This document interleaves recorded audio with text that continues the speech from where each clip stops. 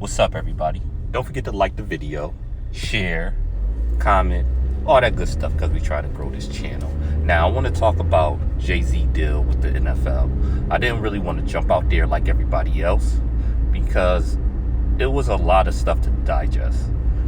To me, this is not black and white. I know a lot of people is killing Jay-Z, and also there's a lot of people coming out there and defending him, especially celebrities. I'm kind of in the middle when it comes to this issue.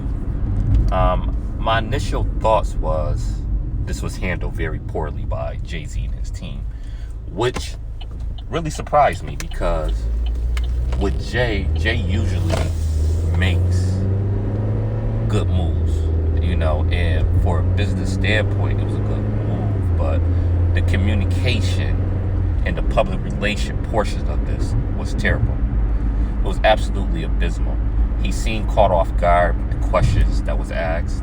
Him laughing it up with Roger Goodell was off-putting, and also not really stating what the social justice aspect of this is, because one of the things that is part of this deal, along with Jay-Z doing the halftime show, is Jay-Z was supposed to help the NFL with the social justice initiative. Now, there was very little details on that part, and I think that's where he dropped the ball. Now, I think if he would have said, okay, yes, I'm doing the halftime show, but we also putting this money to work on criminal justice reform or this economic project in poor districts, especially black districts, I think people would have responded a little bit better. And one of the things that makes me upset with this whole situation is the infighting. I hate to see black people publicly fighting with each other, especially on an issue like this. And the other thing is, I feel like the original protests have been lost in all of this. We're not talking about the unarmed killing of black men and women to the police. That's nowhere to be found in any of these discussions. It always revolves around the kneeling.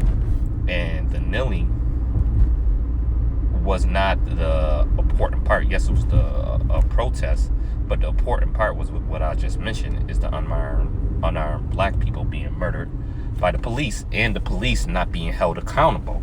That's the other thing.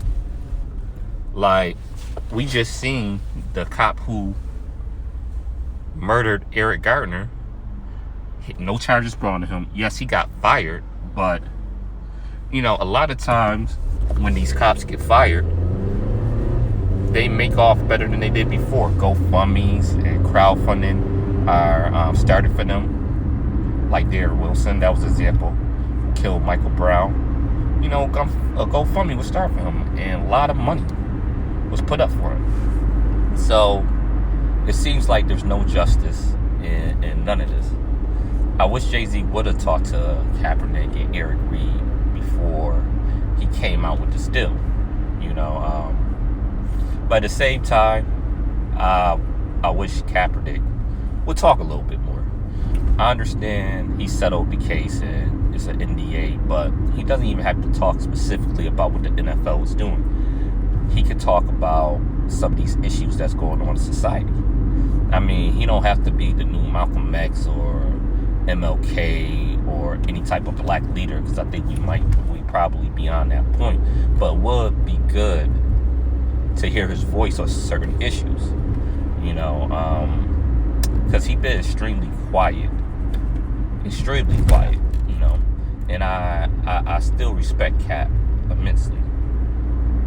He get a lot of credit. Eric Reid too. Eric Reid been very vocal, but I do agree with Jay-Z and like, okay, what's the next step? But Jay-Z should have communicated better. When he says we passed kneeling, okay, yes, we passed kneeling, but what you doing to get past the issues why Cap and Eric Reid was kneeling in the first place? And that wasn't made clear during the press conference. So I don't know. We'll see. I know there was reports that Jay-Z might be an owner of a team, which I highly doubt he would be a majority owner in any team, because he don't got that type of money. He is a billionaire, but NFL teams cost a lot of money. When the Buffalo Bills was sold, the Buffalo Bills are not even one of the top grossing franchises. It was sold for $1.4 billion. You know, there's teams out here worth $2 billion. Although Jay-Z is a billionaire, he don't got that type of bread, so he will probably be a minority owner in whatever team he will have interest in.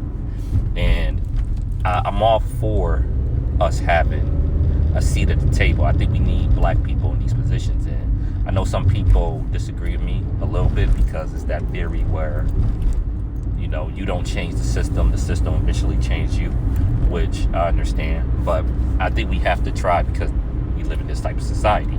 I do want more black people in these positions. I want more black people in the police force. And when I say black people, not just, you know, anybody that have melanin. I'm talking about black people that have a little bit of self-pride in themselves, you know, that think differently, that can bring different ideas to the table and not as afraid to stand up when they see something wrong. That's the type of black people I want in these positions. So I do want black people in the police force. I want more black lawyers. I want black people as owners in the NFL. But if you're a minority owner, if you don't have a majority stake, and your other partners is not black either, how much say are you really going to have? So that's my thing with that. Overall, I'm going to give Jay-Z a chance in this. I'm not going to completely kill him like some other people. I want to see where he goes with this.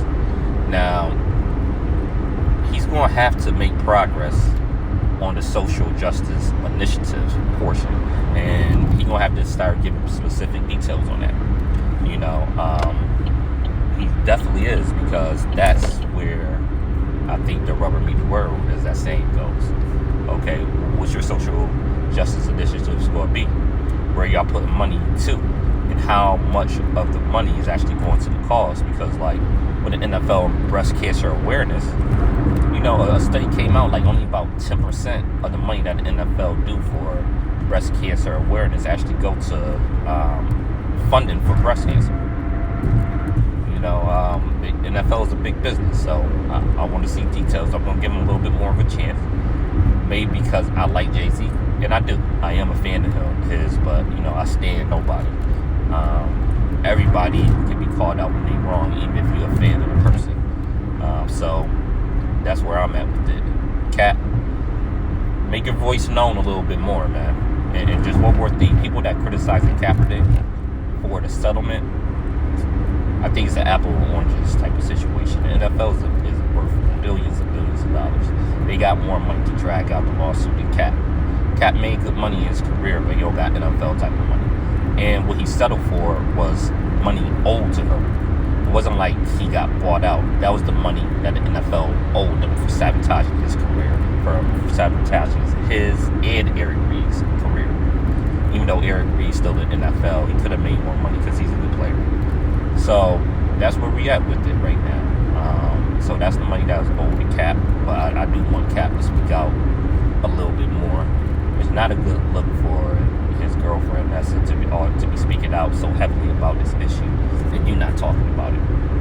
You know, you got to make your voice known a little bit more, bro. I still respect you heavily, and my next video I'm going to defend Cap. I'm definitely about to defend Cap on this Castro thing, because Stephen A. Smith, bitch ass, tried to use that as an excuse of why Kaepernick is not signed, which to me is total bullshit, and tried to make the excuse of how bad it was that he wore a Castro shirt, which Castro is a controversial figure, but I want to put Castro in perspective too. I want to put Castro in perspective and Cap in perspective with this next video. So thanks for tuning in. Again, subscribe, share the video, like, all that good stuff. Peace.